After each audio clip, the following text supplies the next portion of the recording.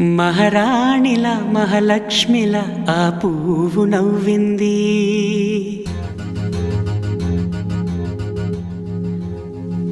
అలాగే నవ్వుతూ ఉండాలని, అలాగే నవ్వుతూ ఉండాలని నింగి నేల వాగు వంక చెట్టు చేమ గువగూడు ఆశీర్వదించాయి.